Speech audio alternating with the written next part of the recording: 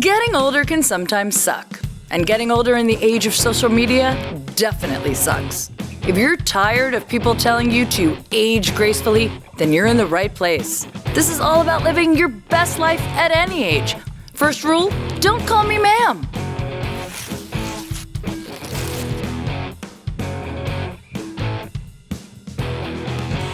Hey everyone, I'm Jodi Miller, and this is Don't Call Me Ma'am. Don't call me ma'am. In fact, unless you're in the military, don't call any woman ma'am. I'm very excited for today's guest. I love when I have someone on the show who knows about facial everything, who gives good face, basically, as I like to say. Because, I mean, this podcast has a lot to do with aging and how to age with grace. And my motto is, the only way I'm aging with grace is if Grace is the one injecting my face. That's how I'm aging. My guest's name is not Grace. Her name is Kimberly Bailin, and she created her own skincare line, which if you look on my Instagram, I talk all about it. Bailin Botanicals. I love the name. Love the name. She's a registered nurse. Are you an esthetician as well? No. Injectionist? Injectionist. Injectionist, registered nurse. She's somebody who, again, gives good face. Everybody, pull over to the side of the road if you're driving and start clapping right now. Kimberly Bailin. Yay! Thank you. So excited to have you here. Every time I have somebody on the show who is either, works in the plastic surgery field, a nurse, anybody that works with your face, I get lots of questions, so I was so excited. And she does my face, everybody, by the way. So if you're looking at me and you're like, oh my God, you look so good, which you should be saying, it's because of this woman, partially. Thank you. Yes, no. So first of all, tell me when did you become a nurse? How long have you been a nurse? Since 1994. Wow. And why did you decide that was? Well, there were several things. My mom was really sick for a while, and I didn't like the way she was getting treated by some of the nurses. Right. And I felt like I wanted to be a nurse to make a difference. So great. And then I had the fortunate opportunity to see an actual open heart surgery. Oh my God. Yeah, a friend of mine was studying to be an anesthesiologist, Right. and he got permission for me to go with them on their rounds. And I also got the permission then to see an open heart surgery. And when I saw that, I was fascinated. I was like, this is amazing. This is what I want to do. How do I do this? How do I work in the OR? So you weren't even, at that time, you weren't even training to be a nurse. Nope. Oh my God. You're just like, oh my, that's amazing. Because I think people have two reactions when they would see a surgery. They either pass out, or they're fascinated. I was fascinated. And Yeah. I think that's amazing. Yeah. So you became a nurse, and I then became a nurse and did several things in the field. Started in the operating room because that's what fascinated me. Yeah. For plastic surgeons. So I got to see all the creative things that a plastic surgeon could do with the face, which fascinated me. And then I went to several different areas of nursing that had to do more with patient care. Right. And then after that, I finally got into aesthetics. Right. So I've been in aesthetics now for over 20 years. Wow, that's amazing. And then you created your own. And then I skincare line, created my own skincare line, yes. which is amazing because there are so many products out there, and I use her skincare line, and I'm going to have all of the information on this podcast so that you can check out all of her stuff. But you started the skincare line, and this is primarily it's for everyone, right, men and women, but you really took into consideration mature skin. Yes. And I like to say mature because my face is really mature right now. It's really smart. I have smart skin, which I think, it really bothers me when I do see a commercial or an ad for skincare for mature skin, but it's either a woman who's just genetically blessed because she's been a model for a long time, or it's a woman who doesn't have mature skin. Right. And they're like, look at this. You will once again look 25. And it's like, that's just not the case. You know what I mean? No, you have to stay realistic. Yes. I know that my skincare addresses mature skin and women going through hormonal skin changes. Yes. Such as like maybe perimenopause or menopause. Plus, though, younger women have their monthly changes. Of course. And that all wreaks havoc on the skin, all of it. It really does. I think I was really fortunate that I never had any skin issues growing up. My hormones have always been pretty regulated normally where I never really had breakouts. I was very fortunate. I saw a lot of my friends go through a lot of acne, a lot of like hormonal stuff during puberty and in high school. And going through perimenopause and now entering menopause, I think I've got like a little bit more dryness, but I am very lucky with that. But I see a lot of my friends who are not, again, sort of, they went through the puberty. It's just terrible what women go for. It's like we never get a break. We never get a break because it's like we go through that like puberty and then we just bleed for a long time, which is we're just bleeding for years. So we're like crazy all over. And then during that monthly, craziness, then our skin breaks out again, and then just when we get like one day a year to look great, basically, is what I'm saying. And then you get into perimenopause, into menopause, and then it all starts again. Exactly. Like when women are going through their monthly cycles, there's actually one moment when estrogen is high, when women can say, oh, my skin looks amazing. And that's like right before ovulation when a woman looks amazing. And then after that, it changes. That's when they get pregnant because they go out and they look amazing for that one night, and every guy's like, I have to fuck her. And then she gets pregnant. That's how it happens. That's how it happens. But that's why they say when women are pregnant that they have a glow to them. Right, because of all the hormones being high, especially estrogen.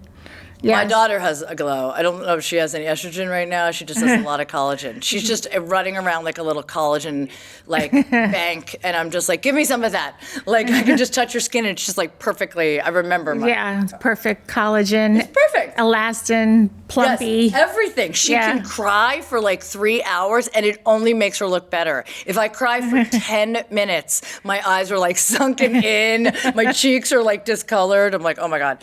But I've been using your product now for a little over a month. I love it so much. I love the oil the most, I think, because I've really noticed like the dark spots, the age spots, whatever we want to call them, really have faded. Unbelievably. I think it's a combination of using both of them, but I feel like I like to just say it's like the oil because I really get it in there, and it's just like, it's amazing. A lot of people have really been loving the oil, especially because it's not greasy and it rubs right in. Yes. It doesn't make your skin look glowy or shiny in a bad way. In a bad way. It gives a nice glow in a natural kind of way. That's exactly it, because I've definitely tried other oils where someone's like, oh, did someone just piss on your face because you look like a yellow tinge, like a weird, did you just get out of the gym? What's happening? You know what I mean? But this one, I put it on, like I basically wake my daughter up, or she wakes me up very early in the morning, and it's the first thing I do when I wash my face is I put that on, just because I got to get her to daycare, whatever, and I can put lotion on afterwards, but I let it sit there. But it really just is, my face just has a great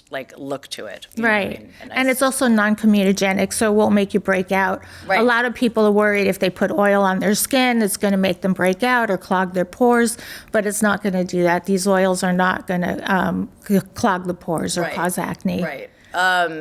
So I know we were talking a little bit before, but okay, so now you've worked with the face. Now, obviously, working with a plastic surgeon, and you did this a while ago, I'm assuming, back then was probably just in the height of plastic surgery, you know what I mean? And now the advances that they have are even greater. I look at so many people, I want to know when you look at, because, going on social media, the algorithm is like, oh, Jodi likes facial care, fillers, facelifts, all of that stuff. So let's show her all of that. So I see, obviously, there's all of these doctors that are like, you can do the aura lift, you can do the ponytail lift, you can do all of these lifts. All these lifts that are just insane. Is it the exact same thing, or are they different? They just name them different. They just name them different, right? But they claim that this is the best. You know what I mean? Right, exactly. We'll pull it like you have a ponytail, which of course most women do. We sit there, we pull our hair back in a ponytail, and we're like, this is how tight I want my face. That's right. So tight.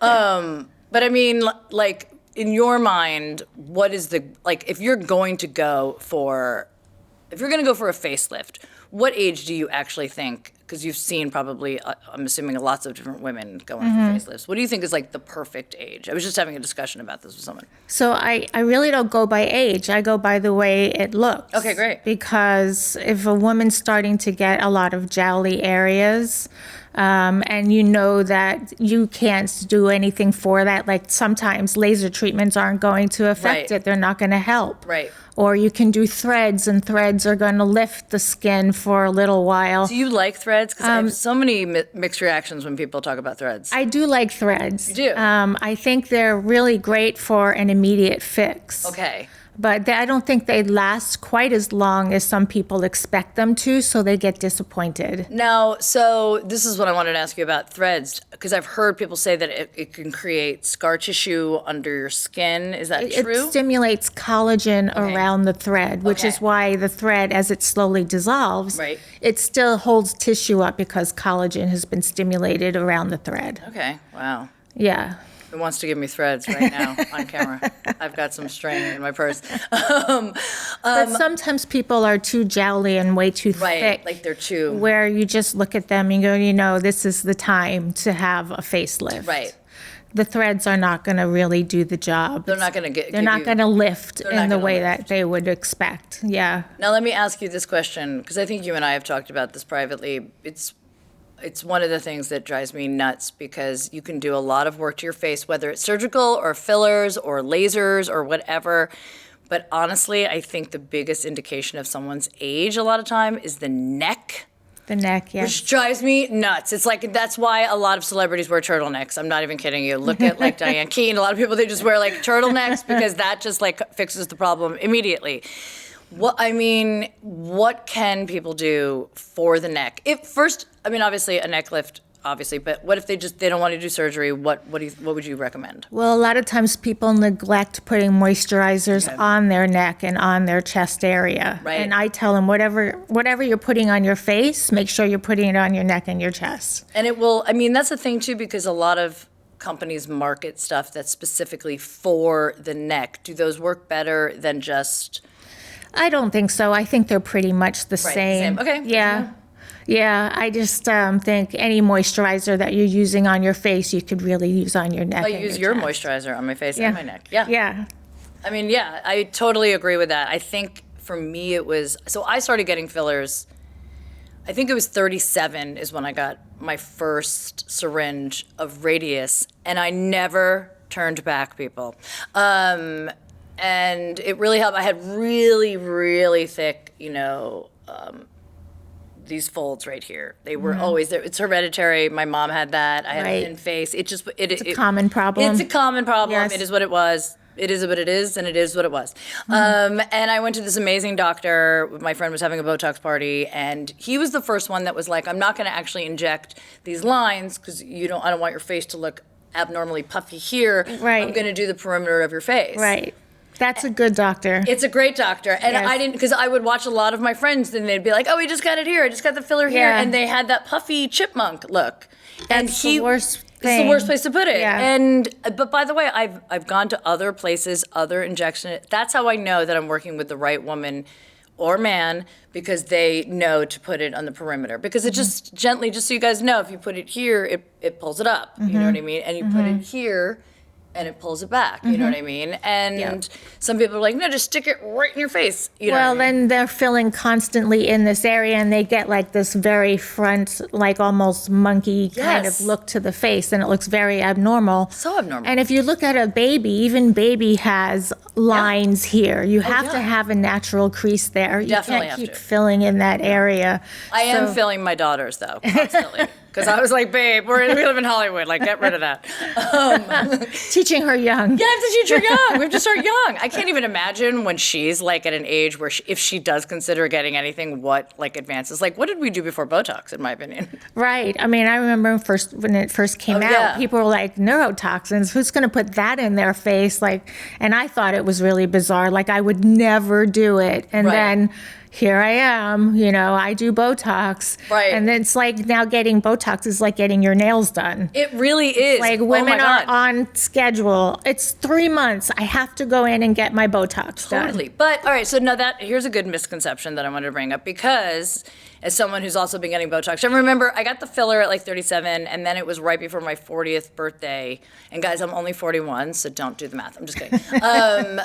It was my 40th birthday. The same doctor was like, "Oh, it's your birthday coming up," and so he was doing a little bit of filler. He's like, "How about we just do the 11 lines with Botox on the house as a birthday gift?" Nice. And I was like, I was still in that mindset of like, I'm not putting that in my face. And I go, no, I don't need that. And he made this face, really? And I was like, what's that face? He's like, they're really deep. He's like, if you love them, that's fine. He goes, but I think if we put a little bit in there, I was like, I mean, of course, there's a bunch of drunk women egging me on because it was a Botox party. They're like, come on. And I just wanted to start drinking because you can't drink before. So I was like, okay, just do it. And he did it, and then I was like, oh, I get it. It was a game changer. It was a game changer. You were hooked. It was the same time when I got Botox in my neck. Yeah. It was a game changer. Like my gels popped back up. Right. And this was softened. Yeah. As you get older, you're just basically chasing the dragon. Right. You're just like, come on, more. But so you just mentioned the 3-month thing, which for a lot of women it is 3 months. But I feel like, especially with my forehead and my 11 lines, it lasts way longer now because I've been doing it for over a decade. Because you're doing it more often. Yeah. The more you do it, the longer it stays. Right. Yeah. It behaves. Yes. It's been conditioned to be like. Right. But don't now, people who are having a problem with Botox, they're now using Daxify, Yes. which is the newest. Tell me about that, because I think you guys brought that up the last time I came to see you, but we were already doing Botox. So what is that? Daxify is similar to Botox, but it has a peptide attached to it. And so it makes it last longer, and it kicks in faster. Okay. And it gives the skin a nice shine after it's injected. Are you carrying any? Do you have any in your purse right now? Well, I'm not going to say, but Okay, she can't say. We don't Maybe want to after. Okay. No, I mean, I guess it was only a matter of time until somebody was like, we need to make this last a little bit longer and Right. make it a little bit better for Well, your skin. everybody wants the quick fix, but they want it to last longer. Yes. So this was definitely a way to do that. Yes, totally. I mean, to be honest with you, I've had a lot of people, you're not one of them, but because I've used Radius for so long, which is an immediate fill, and for me, and I have tried everything. I'm not that person that's like, I will only try this and that's it. I have literally tried them all. And Radius, it's kind of like, eat for your blood type, drink for your blood type, get injections for your blood type. My face reacts really well Yeah. to Radius. And if people are like, well, you can't dissolve that, and I understand that, but if you're going to the right injectionist, you shouldn't have to worry about trying to dissolve it. If they Right. know what they're doing, you'll get the result you want. Of course, there's always going to be an exception, but I can say when I use Radius, the places that I use Radius, like I get it in my temple, Right. and in my jawline. Let's just It's say perfect for all those It's perfect areas, for all yeah. those areas, and I don't have to worry about like, oh God, we need to dissolve it because it's not looking right. It's Right. weird. You know what I mean? For me, it works the best. For my skin, my skin like loves it and holds on to it. Having said that, the first time I got it done, it lasts well over a year. Now I'm thinking like 6 months, and I'm like, especially in the temples. My temples just can't get enough. Well, you can thank perimenopause for that. Oh my God, thank you, perimenopause. This episode is sponsored by perimenopause. Are you crying uncontrollably? Don't worry, we all are. Yeah, because perimenopause does a lot. It wreaks havoc on your skin cell barrier, which is really important to have a healthy skin cell barrier. And when your hormones are fluctuating, it Right. affects it in negative ways. And So it can yeah, cause so let's problems. talk about that, because I think when women hear anything that sounds like menopause or is connected to menopause, like perimenopause, they're like, not me because I'm 35. But that's when that's when perimenopause starts, like around those, Well, a little later, a little bit later. like a little bit like later 30s. Yeah, and sometimes late Later 40s. Yeah. All right. I feel like I guess mine started early 40s. But you can be in perimenopause for a long period of time. Yes, you can, for a very long time. So women have to go through all of this chaos for a very long time until the body finally decides to go into menopause. And then women have another set of issues to deal with. Totally.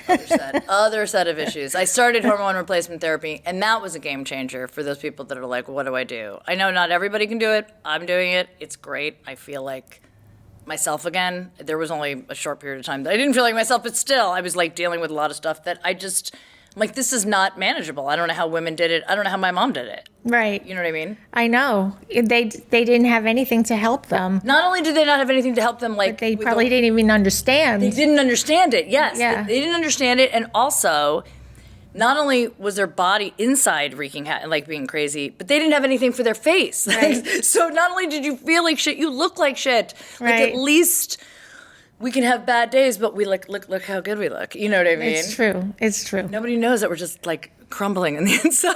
Right.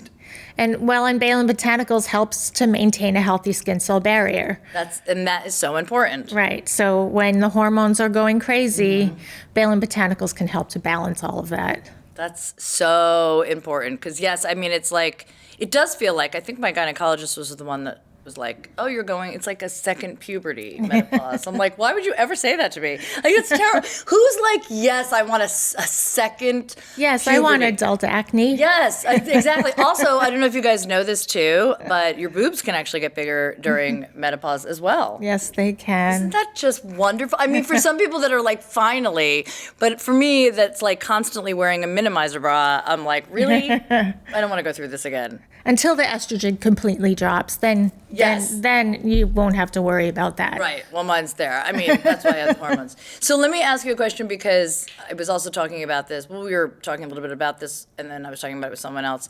So, okay, you have people that come in and they basically know what they want. Is there anybody, I mean, what if somebody's like, I want massive lips or whatever? Are you just like, okay, or do you advise them? Like, I usually try to advise them not to, but most of the time that's not successful. We want to make the client happy. Yes. And even though you hand them a mirror and you say, look how full and beautiful your lips look, they still want more. There's also a lot of body image, problems where women don't really see themselves the way they should. Right. They're too busy paying attention to what they think they're supposed to be from media and things like that they're not really paying attention to themselves. I literally heard someone say that they're like, I want to look like this filter. When it's like, yeah, you put a filter on, you're like, oh, great, but you're like, these filters are like not natural. Yeah. Like you were not born that way. You know what I mean? Unless you're doing some serious plastic surgery, getting a filler, walking into a place and being like, do people do that? Do they bring you pictures and they're like, I want? Yes. They do. All the time. Oh my God. I want my lips to look like this. I want my cheeks to look like this. And sometimes you have to just tell them their lips are not going to ever look that way because they're not shaped that way. Right. And we won't be able to get it in that kind of plumpness and shape that they want. So you have to be able to be realistic with your patient, and hopefully they listen to you. Right. The worst part is when you point out something to them and they're like, what are you talking about? That wasn't why I'm here. I'm here for something else. That's the worst part. Oh, God. So, like, do you, like, I mean, how do you gauge that if they're going to be receptive or not? Like, if you're looking at someone and they clearly need, like, a little filler under their eyes or something, like, how do you even, like, are you like, oh, you would benefit from this? How would you word it like that? I'll hand them a mirror and I'll say, when I assess your face, I see a deficit here or a deficit there. I'm not really sure if you would agree, but I think your face would look more youthful if we filled in, the deficits that are under your eyes or in your cheeks. And It's a nice way of it's just pointing it out to them in a very kind, subtle way. Right. And showing them in the mirror. Sometimes, you literally have to point it out to them in the mirror. Right. And then they go, oh, okay, I see that, and then they can't unsee or manipulate their skin, like show them it'll look like this, hold their cheeks up, and then they can visualize it better. So I do that all day long, by the way. It's just constantly like between my ass and my face, which one can get to the ground first? It's constantly just, and it's so, you know what it is? It is social media that is like, keeps showing people in a youthful look. People that are using filters or AI created images of you or other people or just like society in general. But here we are, like, if we never looked at any of that stuff, we're just walking around. It's not until like you see and social media also does this, an older picture of yourself. It's like when they're like, here's a memory of you 5 years ago when you were a lot younger. I Like, know. that's what I see. Like, remember Yeah. when your skin was like up, right? Remember that? Yes. Remember when you could go out of the house with just like lip gloss on? Right. Do you remember Didn't those have days? to worry about putting anything on your skin or even anything on your eyes. You could Your eyes, you could yes. just leave the house. I don't even, you know what's so funny is that I was thinking about it the other day. Like, do you remember, like, I remember being in my 20s, you know, in college, going out afterwards in my 20s. I barely put on makeup, I think. I don't even remember, like, I guess I put on mascara looking at pictures, but, like, nothing really else. And now I have a second face in my purse. Like, I have to change faces halfway through the night. like, do you remember, like, ever, like, when you were younger, just putting on, like, I don't even think I put foundation on until I was, like, in my 30s, to be honest. Yeah. Well, luckily, I don't wear foundation still. Great skin. Oh, my God. But that's what Bailin Botanicals does. Oh my God. It looks, I mean, to be honest with you, you're right though. Like when I, you know, drop off my daughter at daycare, they're probably like, oh Jesus. But I don't really have anything on my face except, Yeah. Bailin Botanicals. And I'm like, oh, well, I'm happy with this, you know what I mean? But then I put makeup on to do this or to Right. do To whatever. do special occasions, Right. yes. Yeah. Well, it's so funny because I dropped my daughter off at school today and I was made up because I was coming right here and her teacher, she's in preschool, was like, oh, Miss Jodi. The reaction was too big is what I'm saying. She's like, you look so good. I'm like, I get it. I'm a troll when I drop her off in the morning. We're all monsters. And yeah, because it's like 8 o'clock in the morning. You know what I mean? I'm like, yes, okay, I'm wearing makeup on. Like, that's the reaction that's like, settle down. Right. But I wanted to talk about too, because I was talking about this recently, very recently with someone. So Pamela Anderson is like all over the news just for a resurgence in her career, which I think is great. I think she's a lovely person. I'm very happy for her and all of that. But like everybody has to talk about how she's not wearing any makeup at all. And while I'm like, you look great, of course, you look great, your age, whatever, but the bitch needs eyebrows. I'm sorry. I said it. There it is. I think she needed them in the 90s. I don't know who was doing her makeup then. I know that was the look, the very thin eyebrow. But now I'm looking at her and I'm like, yes, you look great, but like you have no eyebrows, like just a little bit. You know what I mean? Just fill them in a little. Just a tiny little bit, or, and this is the good segue into, or even like the microblading, you know, the tattooing. I was just going to say. Yes. Yeah, I love that. I've done my eyebrows, and Your eyebrows look great. It's a game changer. Big change. It makes you look so much more youthful. Yes. Yeah. It really does that. These are the two things. And I haven't done microblading, although the woman who did my lip blushing does. I did lip blushing, which everybody knows because I talked about it all over my social media. Game changer. My Something I'm thinking about. It's honestly, I knew two people that did it, and I was like, oh, I don't know. And then Nina of Nina's Nails, that does my nails, you know, she opened this brow and lip, and I was like, let's just do it. It was over the summer. I wanted an easy girl summer. It's the best thing, one of the best things I've done. My lips look like this when I wake up, when I go to bed. I never apply anything. It's nothing. I have to apply nothing on my lips. I know, a little so glosser. nice. I actually just put chapstick on. That's it. And it is great because, and they also line it slightly above so you don't, if you're someone that doesn't want to get lip filler, it actually helps you out in that capacity too. So that was a game changer. And I do think about my brows too. I am very fortunate that I have a lot of hair everywhere.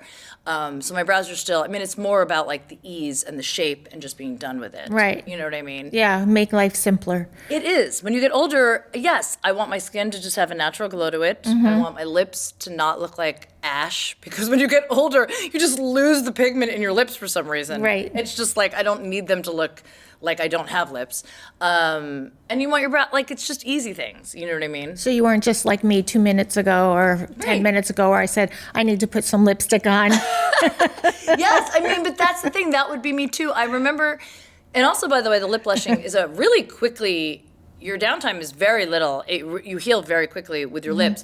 I remember it was only 3 days in, and I was driving to the Comedy Store, and I looked up in the mirror, and I looked at my lips, and remember, they fade. If you look at my thing, they start out and then they fade about 60% the color-wise. The color was nice. It was just a lot of color, and then it faded into the color that I actually wanted. But I remember looking at it thinking my lips look so good.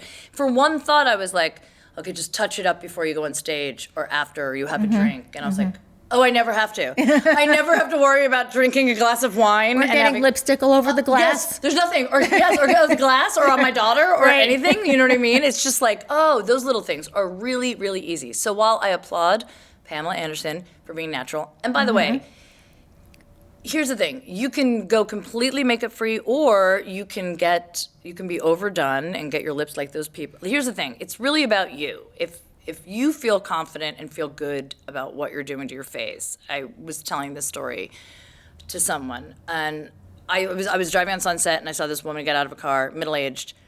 She was very overdone. I mean, her cheeks were very, very full. She just looked like the stereotypical, like, Hollywood woman, just so big, lips, everything. Right. And I was stuck at a light. It's not like I was driving by and I, was turning my head. I was stuck at a light and I was looking at her. She gets out of this nice car and she is like, her face is a lot of work done. This guy gets out. She was genuinely happy with the way she looked. And you can tell by the way somebody walks and carries themselves if they're just putting on an appearance or they this chick was like, I look fucking good. And her man thought she looked good and they were walking to a restaurant and I thought, good for her. Yeah. It's not my aesthetic. That's not what I want on my face. But look at her And go. that's what's important. That's what's important. How it makes the person feel. It made her feel so great. And I Yeah. don't know how long she's been getting filled. Who knows her story? But that night, the girl was on cloud. She just was like, I own this town. And I'm like, good for you. You know what I mean? So I have no judgment when someone comes in and their lips are so big. And that's why I like aesthetics so much. Yes. Because I know I'm helping women to feel that way. You are. It's like they can walk in really down and depressed, and as soon as I plump up their lips or plump up their cheeks, it's like their personality completely changes. Doesn't it? It's like it's a new person walking out the door. Oh my God. And so it's nice to see that change.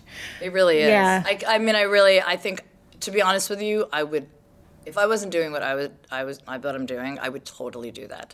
I feel like I look at people's faces, and because people do ask me, like my friends, comics, they're like, you get fillers, like, what do you think I should do? And I'll be straight up honest, because I hate when people are like, you don't need anything. And that's not what people want to hear. Sometimes, like, I will be honest, like, I really think your cheeks look great or whatever, or I think you could definitely get a little filler in your temple, you know what I mean? And that'll actually open your eye instead of doing something, you know what I mean? And then they're like, oh my God, I never thought of that, you know what I mean? Like, so I would totally do what you're doing if, I had another life to live. But I applaud you for that, because again, I've gone to injectionists, nurses, PAs, people that don't even really take the time and or try to sell me on something I don't need. Do you know what I mean? And it's coming from a place of like, I don't think I really need that. And they're like, but I think you do. And it's like, well, you're not wearing my face. Like, it's weird. You know what I mean? Yeah. It's really strange to me that people do that. So yeah. Yeah, it just all comes down to making that person feel good about themselves. That's the whole point. It really is. And you know what? It's funny because I'm a very confident person, and I have been the majority of my life. I didn't start getting fillers so that I would be like, now I always felt good about how I looked for the most part. And then one day you look at yourself in the mirror and you're like, what's happening to my face? So then I felt great about using fillers, but I had one. This was me listening to the wrong person, and I'm not going to say where I went, but they sold me on a filler for under my eyes that should never go, which was it Voluma? It was the one that's a water-based or what? A hyaluronic acid. Yeah, so the water under, so it just, oh my God, it was a nightmare. It pulled too much water. Yeah. It was lumpy, it was weird, it was blue, it was terrible. Yeah. So I went to my friend who's the plastic surgeon. This is before the pinch, which I'm going to talk about again in a minute, a pinch. I went to her and she's like, this was actually my first real experience with her, actually. I think this was the first time we met. She's like, we have to dissolve it, and then I will put a better filler. I don't know. And they sold it for me, and it was so expensive too. And when I went to them, they were like, what? Like, they took no responsibility. I had been going there for years. I no longer go there. They took no responsibility. And look, I know that every time I go to get a filler, there's a chance that it's not going to look the way I want it to look or whatever. Right. And if they were more apologetic or more like, oh, we shouldn't have suggested this one, or what can we do to help you get to the look that you're looking for. Right. It was none of that. It was a lot of like, sorry, that wasn't us. Yeah, well, clearly especially was. under the eyes, you have to be so careful. So careful. Yeah. So she dissolved it. And I remember working, and I hadn't seen my face without any filler under my eyes. And I don't have any filler now under my eyes, but I hadn't seen myself in a while, and I can tell you my confidence for the first time. I didn't want to make eye contact with people. Yeah. I felt like everyone could tell. I wore my glasses that are readers, and I was bumping into shit. But I was like, I just felt for the week and a half that it took for it to be really, and then she was like, okay, we can put it. And then I felt like myself again. Right. But it was really devastating to my self-esteem. Especially when you're dissolving, because it makes it look more sunken in. So sunken in. Yeah, I've been through the process myself. I had a similar problem. Oh, you did? What, I under had the eyes? Yeah, under the eyes. So I had to go through the same process where they had to dissolve everything. And I've been really scared to put more filler back Right. there because you have to have the right person doing it. Now, of course, where I work, I have great nurses that work Yes. there so they can help me, and we know the right fillers to use. Right. So I'm thinking about doing that very soon. So I'm going to talk about the pinch, and then I'm also going to talk about the frantic text that I sent Kimberly about my eye.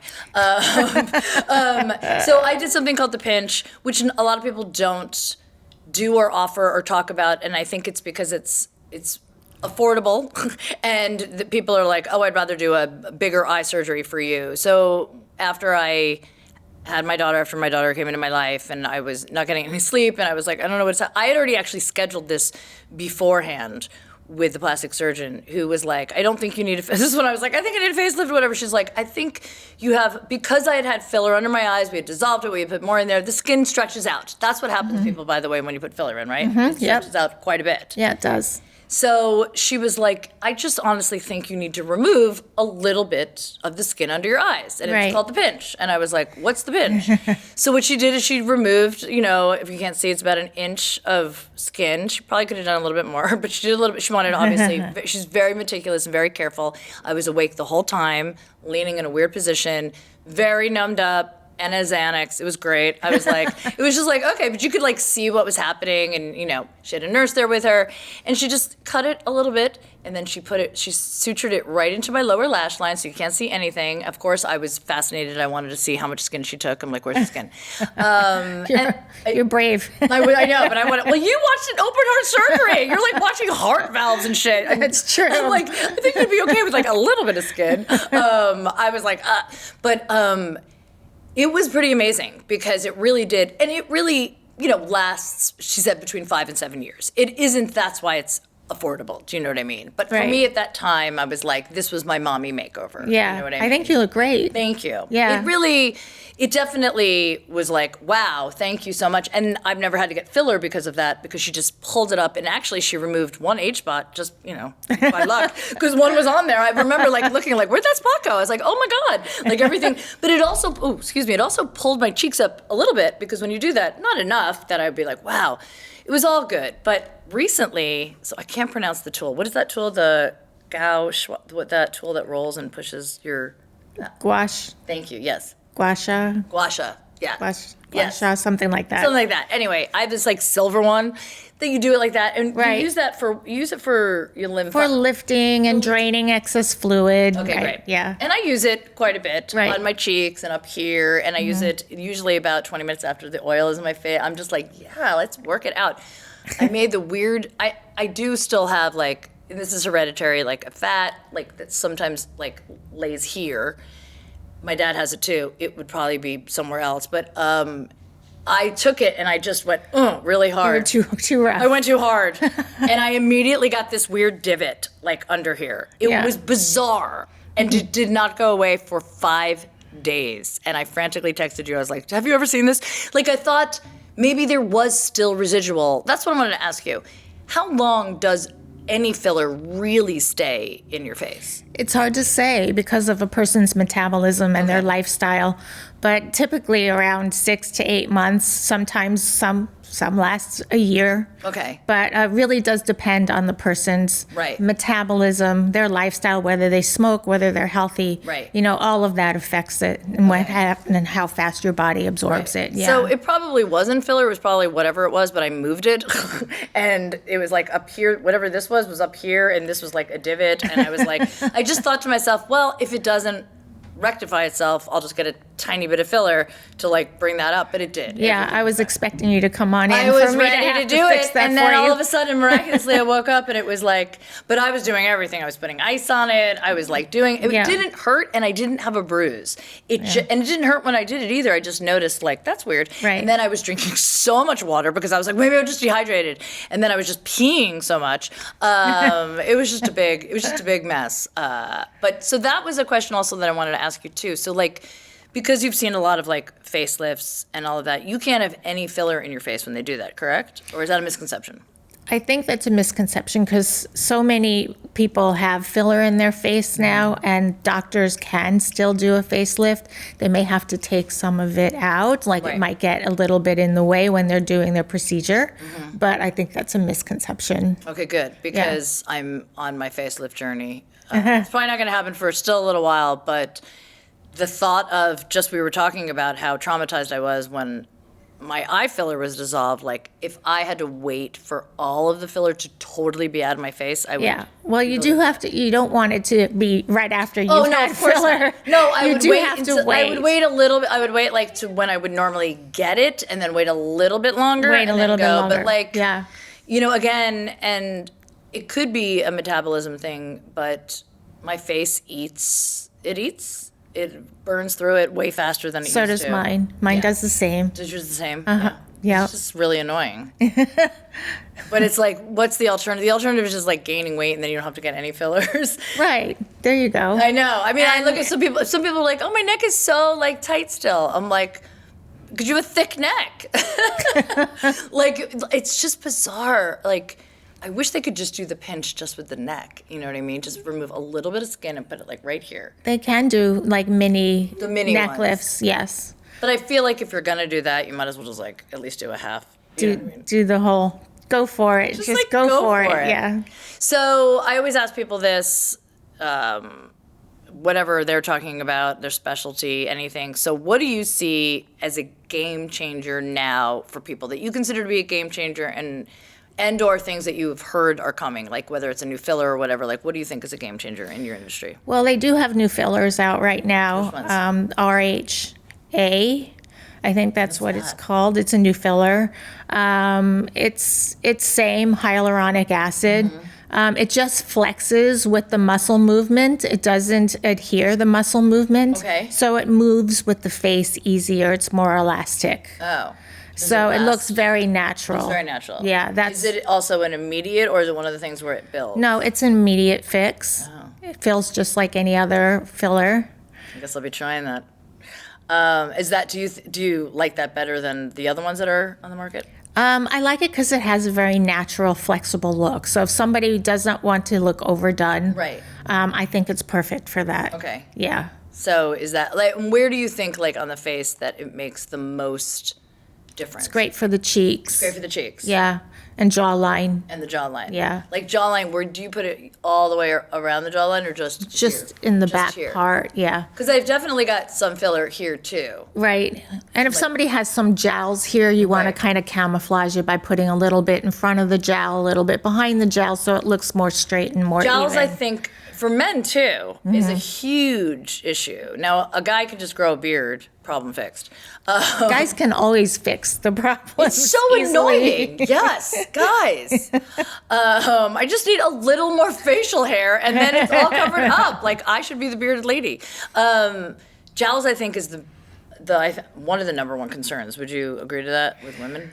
Very big problem for women, and it's the first thing that starts to happen when women enter menopause. It's the first thing that starts to go, the laxity of the skin. It's so unfair. Yes, it's very challenging to deal with that. That's why there's threads and Right. lasers that can help, but Right. most of the time it's usually a facelift for gels. For gels. It But typically ends that way. it ends that way for sure. Yeah. But if you guys are not ready for the facelift, or maybe you will never be, but you still want something, you can do the filler, which I definitely think is a game changer. Definitely was the first time I got filler Yeah. in my jawline. Yeah.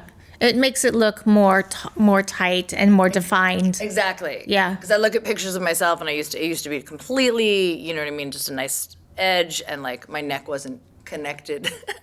It wasn't coming out with it. It was just perfect. And now when I do get filler here or here, I have that definition again. Mm-hmm. That's great. Anything else that you are excited about? What about lasers? A lot of people love lasers. Yeah, I'm not really up to date on the latest lasers, but I know that technology has changed so much. Energy levels are different, types of energy are different. There's ultrasound, there's radio frequency, there's all kinds of different energies now. I did the Morpheus. You did the Morpheus, so you had the radio frequency energy. It definitely made a difference for sure. I know you're supposed to do multiple sessions, and I just did the one, and I don't know why I only did the one. But it did within a month. Actually, one of my friends was like, your skin looks really great. And by the way, I also did all therapy, and that was a disaster. That didn't ruin my skin, but it was not a great experience for me. I'm not saying that you shouldn't do it. I'm just saying for me, Morpheus was better, and I had a better result with it. What didn't you like about the L-therapy? Well, first of all, the place that I went to, unfortunately, did not give me anything except for numbing cream for the pain, and I almost did not make it through the session. I would have taken something before. They thought I did. They did not advise me to, which you should.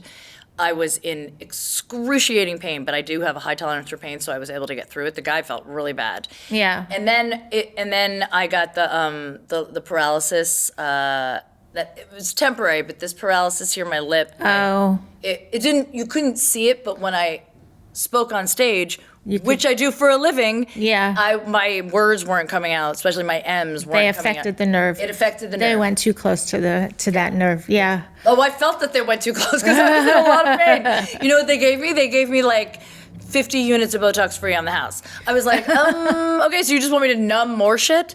I mean, I took it, don't get me wrong, but I was like, and it did go back. It did go back. I just felt like my face looked way worse before it eventually looked better. Yeah. And I was not okay with that. It looked like my face was melting. Yeah, it does. It has an awkward stage where Right. it doesn't look that great right after. Right. It does take a good month or more for it to really start to look its best. Right. And really, around 3 months, you should really look the optimal after Right. an L-therapy treatment. Yes. I mean, I think I was okay, like, afterwards. And I was like, I didn't look terrible. The paralysis, it took a longer to go away, but that was okay. But with Morpheus, it was also painful, not gonna lie, but I was prepared. Wasn't as painful. I didn't have almost any downtime. My face didn't look bad at all. In fact, it only, within a month, I mean, I noticed a difference, and people noticed a difference on my face. So that was like, wow. I like Morpheus a lot. Yeah. It's one of my favorite treatments for radio frequency. It's great. Because it does resurfacing and tightening, so that's why I really like Morpheus. Yeah, I think I'm gonna have to get another Morpheus. I think we're just gonna do everything, guys. Next time you see me, my face is gonna look like I'm 21. I mean, you're gonna be like, "Who's the host of this show?" Because that's not Jodi. Okay, tell everyone where they can find you on social media and your company on social media. At Bailin Botanicals on Instagram, and BailinBotanicals.com is the website. Great. I will obviously list everything too. Thank you so much. You're welcome. Oh, this is so much fun. It was great. I know. She's going to inject my face on the side right now because you don't get any part of that. I'm Jodi Miller. Don't call me ma'am. And if I get all the injections, then you can't call me ma'am. You can't call any of us ma'am because we're not. We're misses. We're all misses. I miss Jodi. Thanks, guys. Catch you next time.